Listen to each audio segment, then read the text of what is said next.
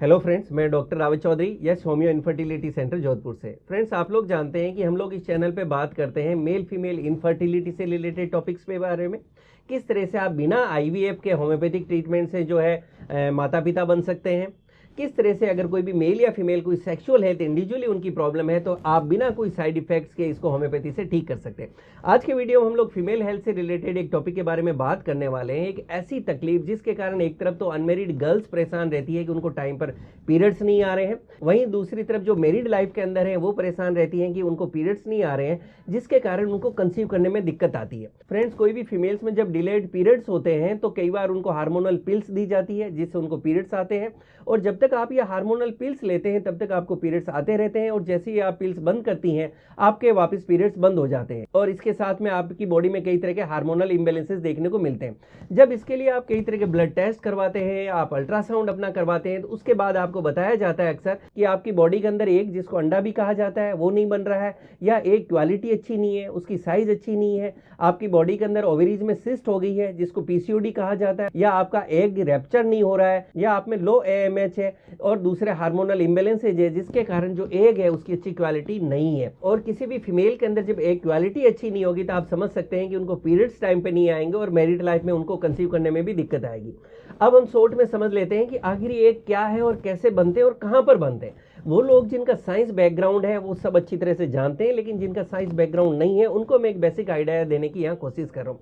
Female body के अंदर आप जानते हैं कि यूट्रस होता है जिसको गर्भाशय भी कहा जाता है। इसके दोनों तरफ एक एक ओवरीज होती है, एक राइट साइड में और एक लेफ्ट साइड में, और इन दोनों ओवरीज में बहुत सारे इमेच्योर एग्स भी होते हैं, और ओवरीज में एग्स तो होते ही हैं, इसी के साथ में हार्मोन्स भी बनते हैं जिसको एस्ट्रोजन और प्रोजेस्टेरोन भी कहा जाता है, जो फीमेल सेक्स लाइफ के लिए जरूरी होते हैं। लेकिन आपको एक सरप्राइजिंग मैं फैक्ट बताता हूं कि जब भी कोई एक बच्ची का बर्थ होता है तो जन्म के समय उसकी बॉडी के अंदर लगभग 2 मिलियन एग होते हैं, और जब वो टीनेज में आती है तब तक उसकी बॉडी में 3 से 4 लाख एग ही बचते हैं, और इनमें से लगभग 500 एग हैं जो ओवुलेट होते हैं, और फिर हर महीने ये एग धीरे धीरे कम होने लगते हैं उनकी बॉडी के अंदर, और ऑलमोस्ट 45 ईयर्स की एज आते आते ये ओवुलेशन बंद हो जाता है जिसको हम मेनोपॉज कहते हैं। तो आपने देखा किस तरह से फीमेल बॉडी के अंदर जो है एग होते हैं और किस तरह से उनका ओवुलेशन होता है, और लास्ट में किस तरह से मेनोपॉज आ जाता है। फीमेल्स के अंदर आप लोग जानते हैं कि उनकी ओवरीज से हर महीने लगभग 14th डे जो पीरियड्स का मिड डे होता है लगभग उस समय एग रिलीज होता है, और कोई फीमेल अगर मैरिड लाइफ में नहीं है तो उनके मंथली पीरियड्स आ जाते हैं, और अगर वो मैरिड लाइफ में है तो ये एग स्पर्म के साथ मिलके और वो कंसीव कर लेती है। तो इस तरह से एग और ओवरीज की ये साइकिल मैं उम्मीद करता हूँ कि एक बेसिक आइडिया मैंने आपको दिया है, आपको समझ में आ गया होगा। अब हम समझते हैं कि कोई भी फीमेल्स के अंदर जो एग क्वालिटी वो पुअर क्यों हो सकती है, किन कारणों से ऐसा हो सकता है। देखिए, कारणों की बात करें तो सबसे पहला तो है एज। हमने बात की कि जब एक बर्थ होता है उस टाइम इतने एग होते हैं और धीरे धीरे उनकी बॉडी के अंदर एग कम होने लगते हैं। तो फीमेल्स के अंदर आफ्टर क्रॉसिंग 30 लगभग 30-35 साल के एज ग्रुप को जब आप क्रॉस करने लगते हो तो आपकी बॉडी के अंदर धीरे धीरे जो एग की क्वालिटी वो कम होने लगती है, और 45 ईयर्स की आते आते ही मेनोपॉज हो जाता है।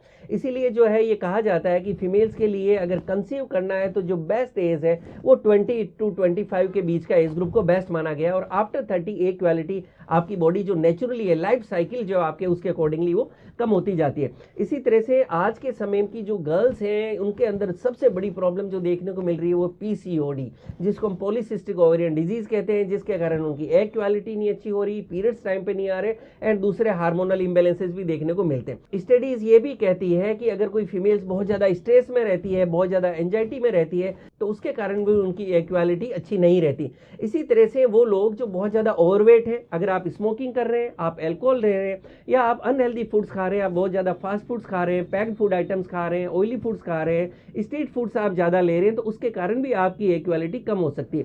इसी तरह से वो फीमेल जो लंबे समय तक जिनको कोई बीमारी रही है, या लंबे समय तक अगर आप कोई मेडिसिन पे रहे हो, जैसे अगर आपको डायबिटीज रहा है, आपको थायराइड रहा है, या कैंसर रहा है, या और कई तरह की मेडिसिन अगर आप लंबे समय तक ले रहे हैं तो उसके कारण भी आपकी एग क्वालिटी डिस्टर्ब हो सकती है।